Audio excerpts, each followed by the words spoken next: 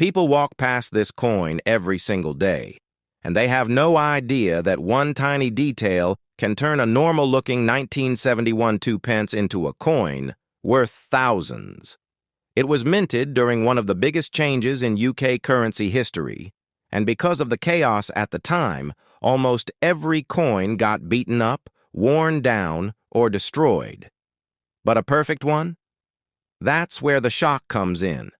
Only a handful survive in top grade, and those are the ones that collectors fight over with five-figure bids.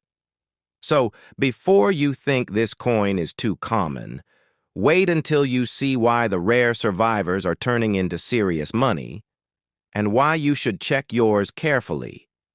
Stay with me. This one's going to surprise you. Let's break down a coin that looks completely ordinary at first glance. But once you understand what happened during its production year, you'll never ignore it again. The 1983 1-pound coin. This is the kind of modern UK coin that quietly shocks collectors, especially when the right error or high-grade example appears.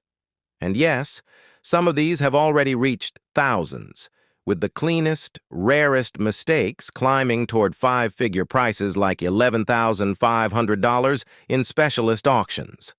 Hard to believe for a pound coin, but that's exactly why this year is so important. 1983 wasn't just another year. It was the first time the Royal Mint introduced the new pound coin with the royal arms reverse. Any first-year issue automatically gains collector interest, but here's where it gets even more interesting. This is the same year the famous new pence mule error happened. Tananabata desme na per besade any dummy of 1983 1-pound coins were accidentally struck with the wrong edge inscription meant for a different denomination. These extremely rare pieces are the ones that shoot into the thousands and beyond because they represent a major minting mistake from a key year. The UK's economic environment at the time also played a role. Rapid currency modernization, production pressure, and rising demand meant massive minting output. And whenever the mint works fast, error rates naturally increase. That's how off-center strikes, weak strikes, double dies, and incorrect edge lettering slipped into circulation. And each of these mistakes makes a 1983 pound one far more valuable today. This coin is made from nickel brass, a strong metal, but its durability actually worked against collectors because most of the coins were heavily circulated for decades.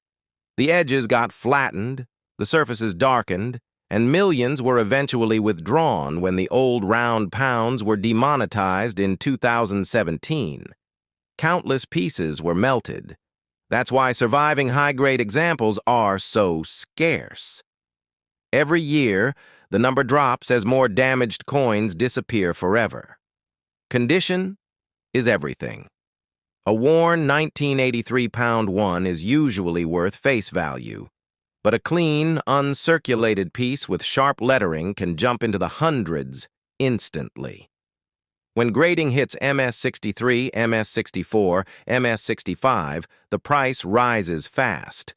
Add an error, especially the mule edge or a major off-center strike, and you're now looking at $3,000, $6,500, even $11,500 when collectors battle for the best examples. The right coin in the right grade can absolutely change its value overnight. So if you've got old UK round pounds tucked away in jars, drawers, wallets, or inherited collections, take a closer look. Check the edge lettering carefully. Look at the strike quality. Look for anything unusual. Even the smallest flaw can be your biggest opportunity. And honestly, that's the fun part. If a modern pound coin like this can hit 5 figures, imagine what some of the coins coming next in this series might be capable of. There are even more surprising years ahead, and most people don't even know what to look for yet. Let's just say, staying connected might help you spot the next life-changing coin before anyone else notices. Next up, the 1971 2 pence, a coin that most people overlook because it feels too modern, too common, and way too new to ever be valuable. But that's exactly why this little copper coin keeps surprising collectors.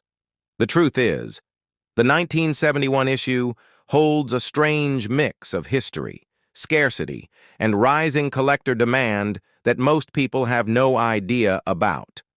And when you combine all those factors, yes, even a coin like this can reach five-figure territory in the highest graded examples, with top population pieces selling for $10,000 plus. Now here's where it gets interesting. The 1971 2 pence wasn't just any release. It was part of the massive UK decimalization changeover. Millions of coins were minted, but the economy at the time was under pressure with rising inflation, production scrambles, and rapid changes in circulation patterns. Because of that chaos, a surprisingly large percentage of these coins were heavily used, abused, and worn within just a few years. People tossed them in jars, shops overhandled them, and many ended up corroded or damaged. And once the Royal Mint began replacing older-date coins in circulation, huge quantities were pulled from the public and melted. That's exactly why high-grade survivors are so rare today. It's not the mintage that matters, it's survival. Most 1971 2 pence coins grade in the circulated range, usually XF or below. Finding one in MS65 is tough. Finding one in MS67 is almost impossible. And finding a flawless MS68, the kind that makes collectors' eyes widen? That's where the $10,000 plus potential comes in. The grading population is unbelievably small, and the competition for top pops has become vicious. The metal composition also adds to the story. The 1971 issue is made of bronze, the same classic copper mixture used in older UK pennies. And bronze, as beautiful as it can be, oxidizes fast. Any tiny bit of moisture, skin oil, or storage damage can permanently dull the surface. That's why the grade drops so quickly. One fingerprint alone can ruin the chance of a high-value grade. Collectors today are especially excited about early decimal coins. There's a nostalgia factor, but also a growing realization that coins from the 1970s and 80s are now old enough to be considered historically significant. People who grew up with these coins are now collecting them seriously. That demand is rising every single year, and the supply of high-quality survivors is shrinking. Many were melted, lost, damaged, or simply ignored. That kind of imbalance always pushes values up. So, when you're checking your old change jars or flipping through coin albums, make sure you slow down for the 1971 2 pence. Look for clean surfaces, strong luster, and minimal marks. A coin that looks nice to the naked eye might break into the high MS grades once professionally evaluated. And condition is everything here. MS65 is good. MS66 is excellent. MS67 Plus is where the magic happens and where the serious money starts. As always, I'm not telling you what to buy or sell, but it might be a good idea to keep an eye on these early decimal coins before everyone else realizes how rare the top-grade pieces really are. Sometimes the coins that seem too ordinary turn out to be the ones climbing fastest. And this little 1971 2 pence is quickly becoming one of those coins. Next up, the 1969 50 pence. This isn't just another old British coin. This is the coin that marked a major turning point in UK currency history. The 1969 large-size 50 pence was the very first of its kind, a bold, new seven-sided design created for a completely new monetary system. When collectors talk about origin year decimal coins, this one sits right at the top of the list, and there's a reason for that. It's the starting point of modern UK change, and owning one feels like holding the beginning of a new era in your hand. But here's where things get even more interesting. Most people don't realize that the 1969 50 pence wasn't produced in huge numbers compared to modern coins. It circulated hard for decades, which means today, finding one in crisp, sharp condition is actually harder than you think.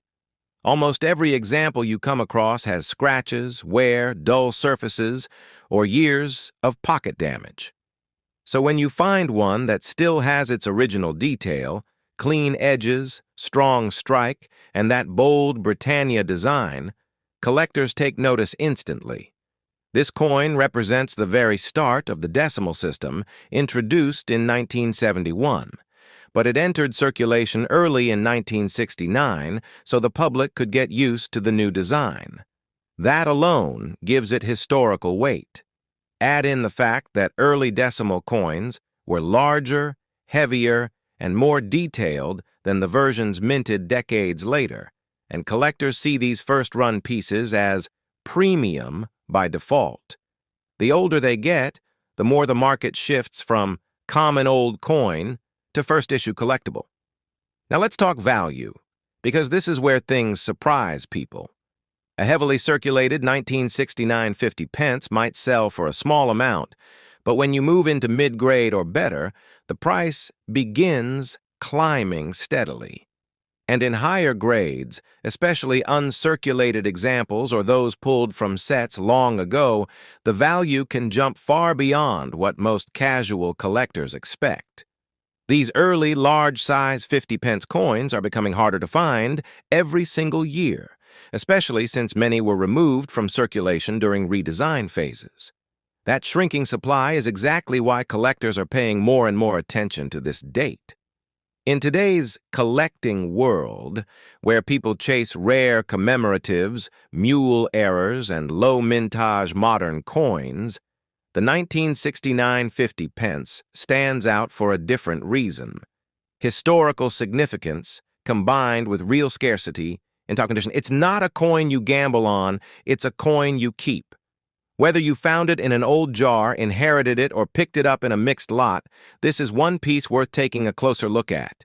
Condition matters, demand is strong, and the long-term appeal is only growing as collectors continue prioritizing first-year issues. So if you're sorting through your change or organizing your collection, don't overlook the 1969 50 pence. It may not be flashy at first glance, but it carries history, demand, and value, the exact combination that makes a coin worth featuring. Definitely one to check carefully. Next up, let's break down the 1982 20 pence, a coin that almost everyone overlooks because it seems way too modern to be valuable. But here's the truth. This is the first year of issue for the 20 pence coin, and any time a denomination is released for the first time, collectors pay serious attention. And when you combine that with the rare minting errors from this year, some of those have already pushed into $7,500, $9,800, and even $12,000 at specialist auctions. Yes, a tiny 20 pence coin can really hit 5 figures when the right mistake is present. The 1982 20 pence came out at a time when the UK economy was shifting. Inflation pressures, new coin designs, and the push towards smaller, convenient denominations. Because the Royal Mint was rushing to meet demand, quality wasn't perfect, and that's exactly how off-center strikes, die cracks, double strikes, and misaligned dies slipped through. These are the coins that collectors chase the hardest today. A dramatic off-center or a clean double die example with sharp details. That's where the big auction numbers come in. The coin is made from cupro nickel, which is durable, but decades of pockets, wallets, vending machines, and daily use means clean survivors are harder to find than people think. Most 1982 coins lost their luster long ago, and many were withdrawn as new generations of coins entered circulation. Every year, the number of clean survivors drops. Scratches, corrosion, and wear slowly eliminate potential high-grade examples, which naturally drives values higher. Condition is everything with this coin. A worn, circulated example is usually just worth face value, but the moment you find one with strong mint shine, sharp edges, and no scratches, the value jumps fast. Graded examples in MS64, MS65, and MS66 can leap into the hundreds. Add a crisp mint error, and now you're in the thousands. Add a dramatic error in near-perfect condition. That's when values approach those surprising five-figure results collectors compete for. So, if you've got old UK coins sitting in drawers, jars, or boxes, check your 20-pence coins carefully, especially the old, round-edged ones from this early series. Look for brightness, clean surfaces, and anything odd in the design. On a coin like this, the tiniest detail can make the biggest difference.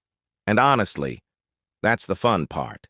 If a small modern coin from the early 80s can hit five figures, imagine what some of the coins coming next in this series might be capable of. There are even rarer surprises ahead, and most people still haven't heard about them.